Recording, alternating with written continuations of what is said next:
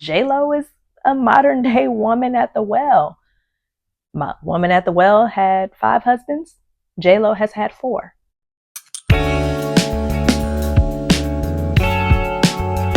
Hey loves, and welcome to the Peace and Power podcast. I'm Kiosha. Let's dive right in.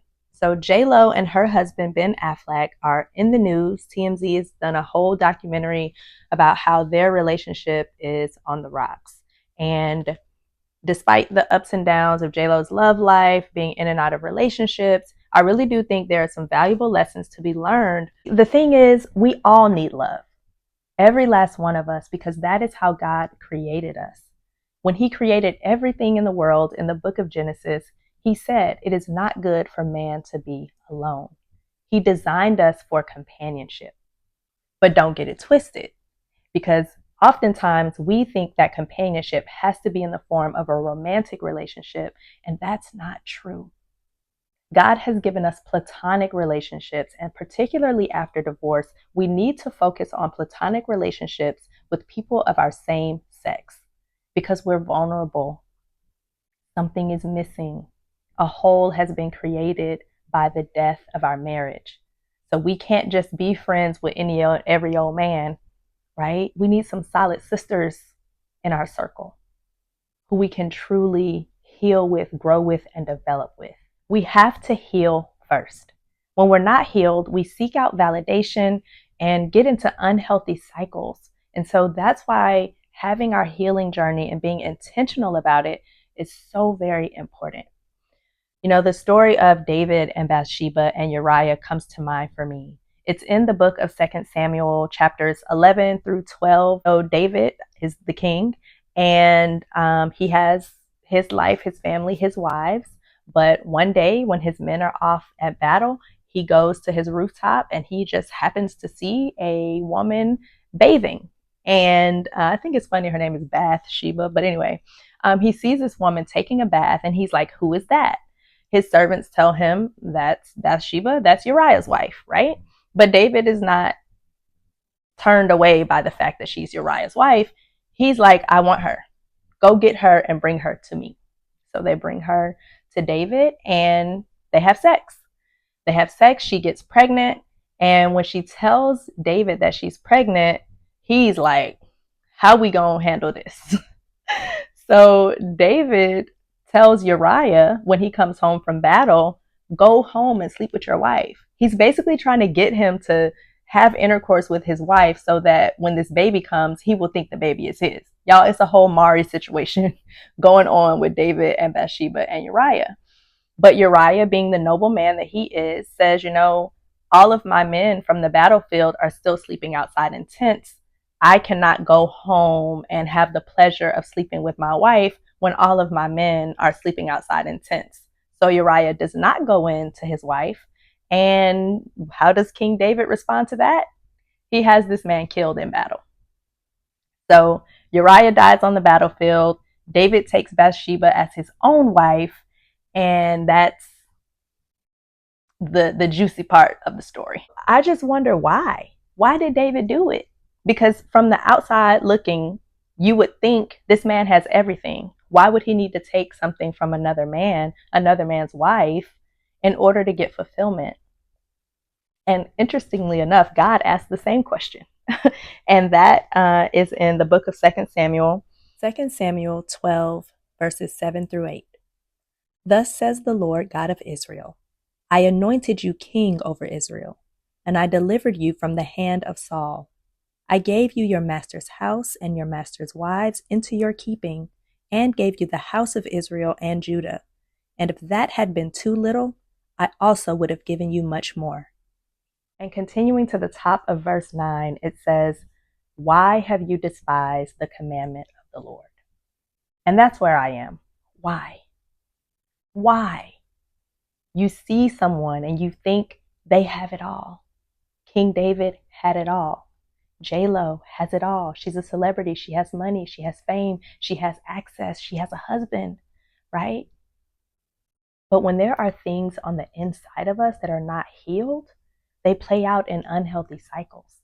So it's not about what we see on the outside. It's about what's going on the inside. And that's why the healing is so important. For King David, I think there were a few clear things. There was lust, right?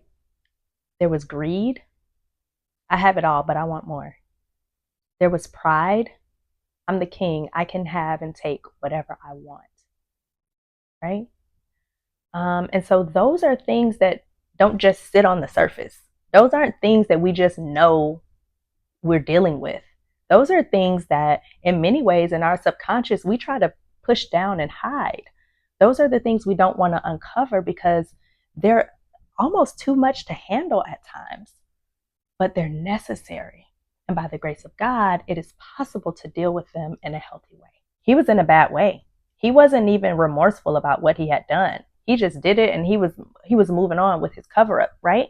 But the Lord used wise counsel, and that wise counsel turned David back to refocusing on his relationship with God. We all need people around us who can speak into us honestly with love, but who can correct us, who can let us know, girl, you off track. Girl, that's not that man that you're dating. He doesn't have the best interest in mind for you.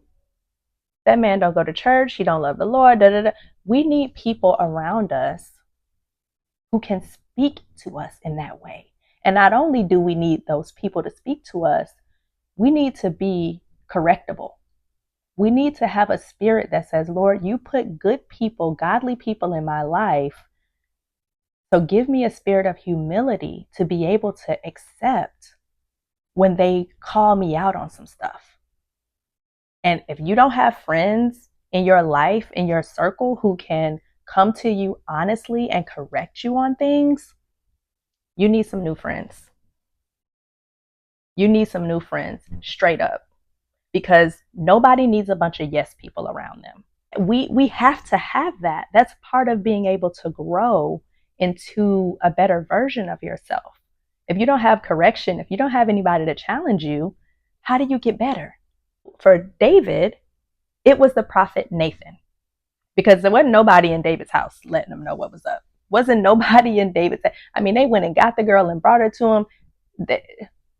They was not telling him no. They were yes men, right? But the prophet Nathan was sent by God to David to let him know the error of his ways. And when Nathan came to David and gave him this parable and told him this story, and David realized that he was talking about him, he immediately knew just how wrong and just how terrible his actions had been. Not that he didn't know he was wrong when he was doing it, because of course he knew he was wrong, right? But having that accountability from somebody else was able to awaken it in him in a way that actually affected a change in his heart. Okay? And so when Nathan let him know what was up, he became very sorrowful for what he had done. And the consequence for that was that his son was going to die. And what did David do after Nathan left? He immediately turned to God. He fasted and he prayed. He fasted and he prayed, and the Lord saw him. The child did die, but the Lord comforted David in such a way that even after his son died, he was able to go to the temple and praise and worship. He was able to eat a meal. And he even went to comfort his wife, Bathsheba, who was mourning the loss of her son, of their son as well. David took his burdens to the Lord, and the Lord gave him peace. Here's what we have to understand. Jesus is the only one who can heal us completely.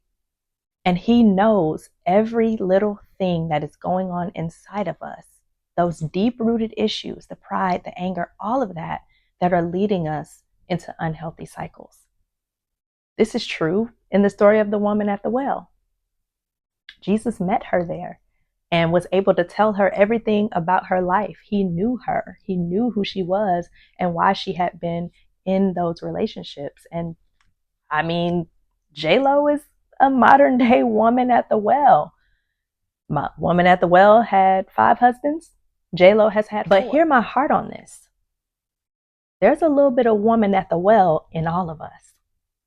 I'm going to tell y'all right now, when I was going through my divorce, I thanked God for the pandemic because the pandemic sat me down. And I know, just being straight up, if not for the pandemic and the required isolation, I probably would have been out in the streets. I very, very surely can say I would have been out in the streets because I was angry.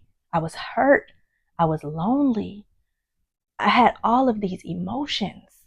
But God put me in a state of isolation so that I could do some healing work. And what he said to the woman at the well was interesting because it was obvious to him that she had been seeking out in these relationships something that only he could provide. John 4:14. But whoever drinks of the water that I shall give him will never thirst. But the water that I shall give him will become in him a fountain of water springing up into everlasting life. So what are you thirsty for? Are you thirsty for the things of the world? Or are you thirsty for the things of God?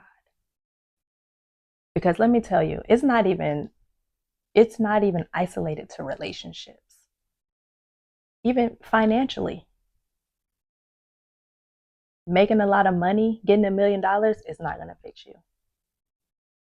Buying a bigger house or a better car is not going to fix you. Getting in a relationship with a new man is not going to fix you. Jesus is the only thing that truly satisfies. So 4 things JLo can teach us about love, relationships, and money is after a divorce, focus on building platonic relationships with people of the same sex. Prioritize your healing, seek wise counsel, and connect with Jesus. So what do y'all think? Let me know down in the comments and make sure you check out my video on divorce recovery, which dives deeper into the healing process and why it's so important. Thanks for watching.